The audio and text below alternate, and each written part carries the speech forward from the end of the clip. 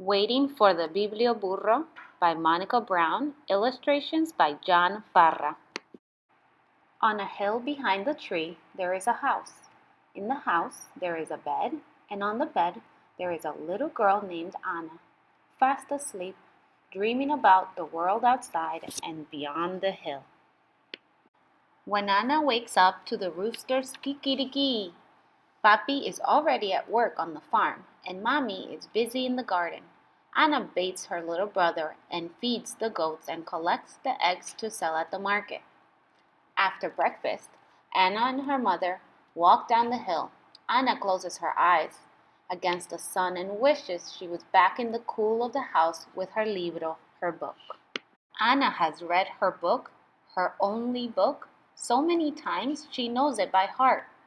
The book was a gift from her teacher for working so hard on her reading and writing. But last fall, her teacher moved far away, and now there is no one to teach Anna and the other children in her village. So, at night, on her bed in the house on the hill, Anna makes up her own cuentos and tells the stories to her little brother to help him fall asleep. She tells him stories about make-believe creatures that live in the forest and the mountains and the sea. She wishes for new stories to read, but her teacher with the books has gone.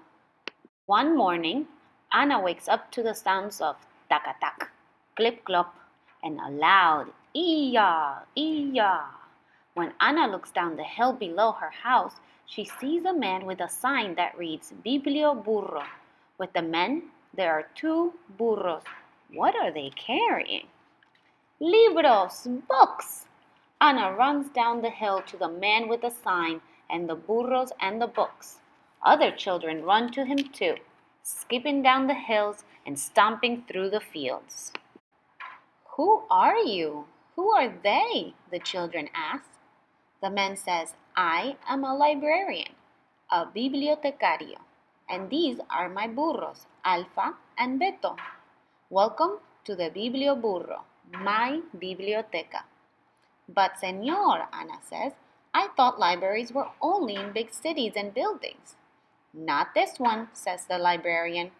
This is a moving library. Then he spreads out his books and invites the children to join him under a tree. Once upon a time, the librarian begins, sharing the story of an elephant who swings from a spider's web. He reads from books with beautiful pictures, then helps the little ones learn their abecedario. He sings A, B, C, D, E, F, G. Finally, he says, now it's your turn. Pick out books, and in a few weeks I will be back to collect them and bring you new ones. Me too? Asks Anna. Especially you, says the librarian with a smile. So many cuentos. While Alfa and Beto chomp the sweet grass under the tree, Anna picks up book after book and finds dolphins and blue butterflies, castles and fairies, talking lions and magic carpets. Someone should write a book about your burros, Anna tells the librarian, rubbing Alfa's nose and feeding more grass to Beto. Why don't you? He asks. Then he packs up the books and is off. Enjoy, he calls to the children. I will be back. Anna runs up the hill to her house, hugging the books to her chest. She can't wait to share her books with her brother, and that night she reads until she can't keep her eyes open any longer. Each morning, Anna does her chores and reads and looks out her window. She listens for the sounds of Alfa and Beto, but weeks pass and the librarian doesn't return.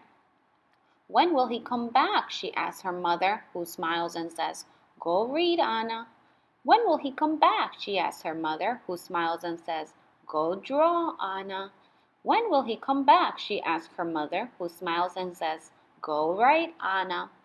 When will he come back? She asks her mother, who finally says, Go to bed, Anna. One night, Anna dreams she is flying over her country on a butterfly's back. In her dream, she crosses mountains and oceans and rivers and jungles, bringing stories everywhere she goes. Stories fly from her mouth and fingers like magic, falling into the hands of the children waiting below. When Ana wakes up, she misses Alfa and Beto and the Biblioburro's books.